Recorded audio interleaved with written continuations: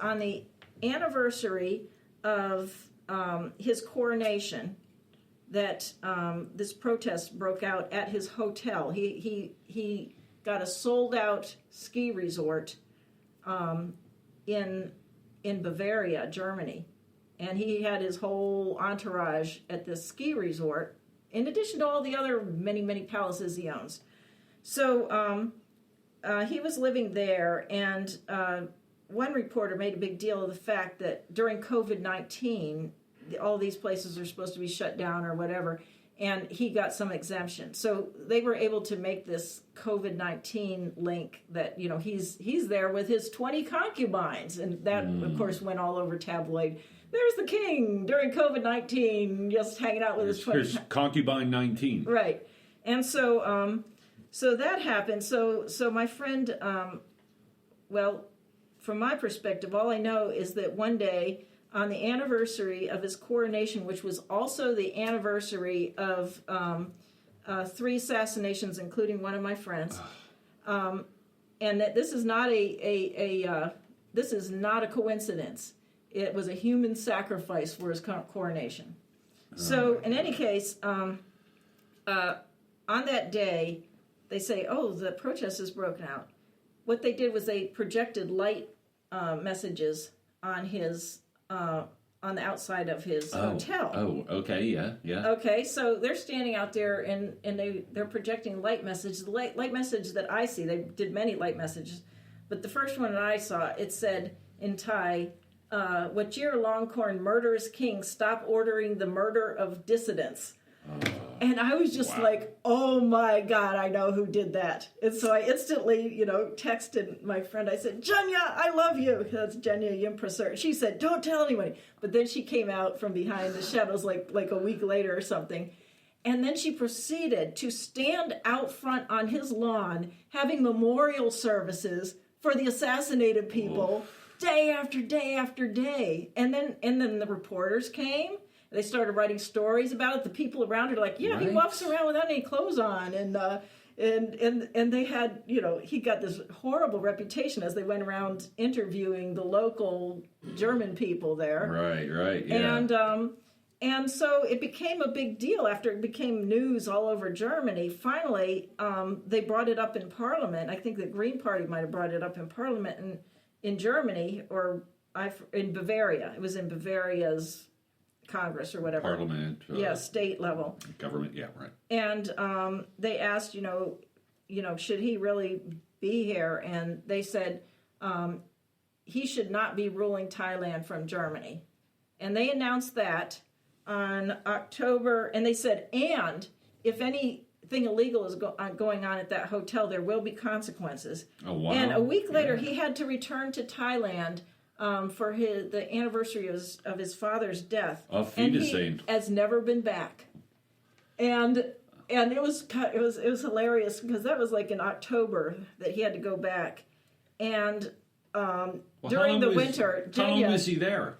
He was there for like 7 years or something in Germany. 7 years? It was years and years and years. Maybe it was longer than that. Yeah, he was not living in Thailand at all. Was he getting a college degree or what was? No. Well, the reason he went there first apparently was to get medical treatment for people assume it's AIDS or something. And his son, the Crown Prince, has some disability, mental disability. It was probably autism. So apparently he went to this quack, we can cure your autism thing. I'll promise you whatever you want. Right. And so he went there, and then he liked the whole place, and he stayed forever. And he just lives a life of hedonism, so he never wanted to do any work. Oh, and so, in fact, that was one of the first things he did when he took over was the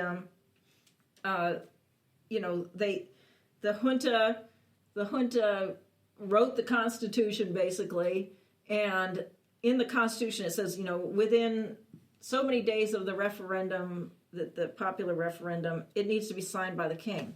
Okay, so they give it to the king, and the king says, I'm not going to sign this unless you give me even more power. And one of the rules that he had to have changed was he was allowed to rule from Germany. Wow. It's, I get the feeling that we could really talk about this for quite some time. Yes. I want to give a shout out again to the music website because I think almost everybody enjoys music, especially with wonderful English translations. Right. Oh, and I've got to mention, if you go to the website, there is a band that, a rap group, Rap Against Dictatorship. You may have already heard about them. Yes. Tell us about that. Completely awesome. They've already won the Vaclav Havel Prize for Creative Dissent. This rap song went viral such that it's been compared to what's his name, Childish Gambino's "This Is America," and in fact, it was inspired by that. It's just must see. There's nothing, I can't describe a rap video. It's stunning. Well, I will have to see if I can't persuade my friends at the darkest corners of the world music podcast to include one or two of these important songs, which have to do with Thai freedom and which also have to do with freedom in general and freedom of speech. Oh, can I tell you one more most song? of all. Okay, yeah, sure. Pai Dao Din, who had just got out of jail on bail, he'll still may go to jail, but he's on bail, out on bail. He did a video with the group Samanchon, where, like I said, it used to be these assassinations were so secret, no one talked about it. I mean, they knew, but they pretended they didn't know, and all this kind of stuff. Now, Pai Dao Din did a music video called You Know Who, or He Who Shall Not Be Named.